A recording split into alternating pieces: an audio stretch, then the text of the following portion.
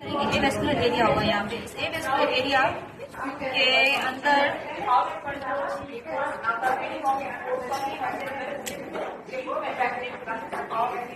जो ये vascular area है, उसे वेस्कुलर एरिया से हमें निडल पास करेंगे। निडल पास करेंगे सबसेस ऑफ यूट्रस से लेंगे और फिर जो है यूट्राइन को जो है हम ये टाई कर देंगे। दो टाई लगाएंगे, ठीक है। ये यहाँ पे टाई लगाएंगे और एक नीचे टाई लगाएंगे। यहाँ पे यूट्राइन जो होती है ऊपर जाती है, बन जाती है ओवेरियन, और नीचे जो है ना वजाइनल आर्टरी में कन्वर्ट हो जाती है, ठीक है। ये यूट्राइन हमने कर दिया, बायलेटरल करेंगे ये। फिर उसके बाद हम ओवेरियन करेंगे। अगर इसमें ब्लीडिंग सर्क्यूट नहीं होती तो ओवेरियन में क्या करेंगे, बेबकॉक लेके फैलोपियन ट्यूब को दो बेबकॉक से जो है होल्ड करके सेपरेट करेंगे। इससे अंडरलाइन से सेपरेट करेंगे। सेपरेट करेंगे ये, फिर इसके पीछे जाएंगे फिंगर से जो वेस्कुलर एरिया है उसमें वेसल्स को बिल्कुल क्लोज टू द जो है यूट्रस, इन दोनों को ओवेरियन वेसल को विद ओवेरियन लिगामेंट के साथ जो है ना टाई कर देंगे, ठीक है। इन दोनों को यहाँ पे टाई कर देंगे, ठीक है। यहाँ पे भी कर देंगे, इधर भी कर देंगे। अब ये तो होगी ओवेरियन। अब अगर इतनी ब्लीडिंग सिक्योर नहीं हो रही है तो फिर हम क्या करेंगे, करेंगे। अभी तो इधर में क्या है, सबसे पहले हमें देखेंगे ये राउंड लिगामेंट। राउंड लिगामेंट का ये मिडल, ये मीडियल, और ये मिडल, ये मीडियल, और ये जो लेटरल है, ठीक है। अब junction of middle one third with medial one third का जो जंक्शन है, ये सबसे पहले तो हमें यूट्रस को डिलीवर किया बाहर फोर लाइन से, गट्स को पीछे कर दिया, पैक कर दिया, अच्छी तरह से विजुलाइज होगी कैविटी। फिर जंक्शन होता है middle one third with medial one third का जो जंक्शन है, इसके बिल्कुल यहाँ पीछे, यहाँ से पेरिटोनियम को डिवाइड करेंगे दो में, ठीक है ना। वर्टिकली डिवाइड कर दिया हमने पेरिटोनियम को, यहाँ से वर्टिकली डिवाइड किया पेरिटोनियम, 10 सेंटीमीटर डिवाइड करेंगे। जैसे डिवाइड किया तो 2 लीव्स बन जाएंगे पेरिटोनियम के, लेटरल और एक मीडियल लीव बन जाएगा। यूरेटर जो अटैच होता है मीडियल लीव के साथ ही अटैच होता है यहाँ पे, ठीक है। मीडियल लीव के साथ अटैच होता है। इसको हम ट्रेस कर देखेंगे। जैसे हम इसको डिवाइड किया तो लास्ट थ्रोबिक वेसल थ्रोप करती हुई फील होगी, वेसल जो थ्रोप करती फील होगी, दैट इज एक्सट्रानेलियन, ठीक है। उसको हम ट्रेस करते हुए जो ऊपर जाएंगे तो फर्स्ट स्ट्रक्चर जो क्रॉस कर रहा होगा बाइफर्केशन होता है कॉमन इलियक को, ये कॉमन इलियक है, ये कॉमन इलियक राइट, ये लेफ्ट कॉमन इलियक, ठीक है।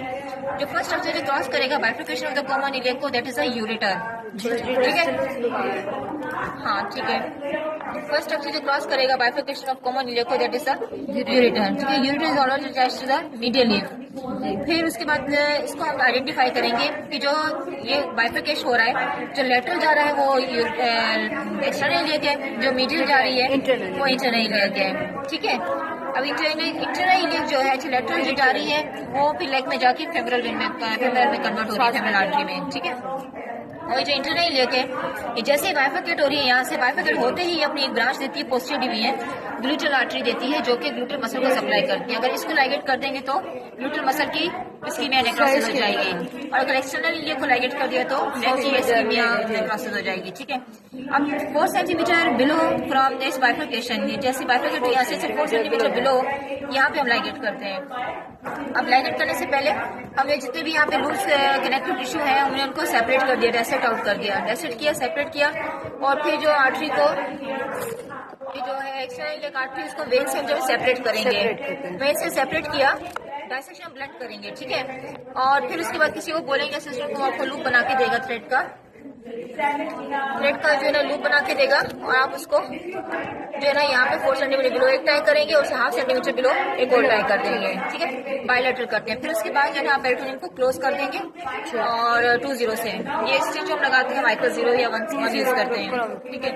एक ही अप्रोच हो गई। अगर यह पॉसिबल नहीं है तो फिर आप देख रहे सेकंड प्रोमोटरी का है। सेकंड प्रोमोटरी को लाइन जो ज्वाइन कर रही है एंट्री स्पिरे के लिए स्पाइन से, वहाँ के जो सेंटर में वहाँ पे वैसे थ्रोप कर रही थी, वहाँ पे आप पेरिटोनियम को डिवाइड करो 3 सेंटीमीटर और डाउनवर्ड जाओगे, ठीक है। वहाँ पे भी आप देखोगे जो लाइन फर्स्ट स्ट्रक्चर जो क्रॉस कर रहा होगा इसको बाइफर्केशन को, दैट इज अ यूरेटर, और बाकी सारा प्रोसीजर वही है कि आप ऐसे कट करोगे और फिर इंटर इलियक को लाइगेट कर दोगे, ठीक है। एक ही अप्रोच है, और एक होता है डायरेक्ट कि अगर इसको ट्रामा ये एक्सीडेंट के साथ अगर पेशेंट आया हुआ है या गन शॉट के पेशेंट है, पेल्विस में सारा ब्लीडिंग है, पॉसिबल नहीं है, यहाँ से कुछ पॉसिबल नहीं है। एओर्टा के पास से आप जाओगे, एओर्टा से जो है डिवाइड करोगे पेरिटोनियम को, फिर करोगे डिवाइड करोगे पेरिटोनियम को डाउनवर्ड, और फिर जो है ट्रेस करोगे कि जो है ना कहाँ पे जो है ना ये और कहाँ से जो है यूरेटर जो है ना जो फर्स्ट स्ट्रक्चर जो भी क्रॉस करेगा ना बाइफर्केशन को, दैट इज द यूरेटर, ये कांस्टेंट एक बात है। फिर उसके बाद इसको ट्रेस करते हुए इंटरनल इलियक पे आएंगे, इंटरनल से जो है ना उसको लाइगेट कर देंगे।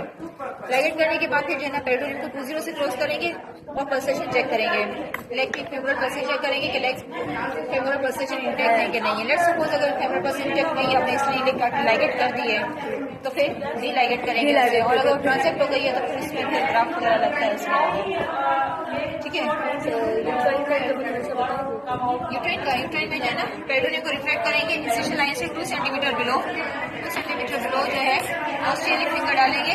एक ए वेस्कुलर एरिया में हम डालेंगे और यहाँ से जो है ना यूट्राइन को लाइगेट करेंगे। यूट्रस का हम कितना लगेंगे? बस बायोमेट्रिक से लेंगे, बायोमेट्रिक से लेंगे, बायोलेटरल दोनों बायोलेटरल करेंगे तो इफेक्ट ज्यादा। वैसे पहले हैंड ऑन करो आप लोग।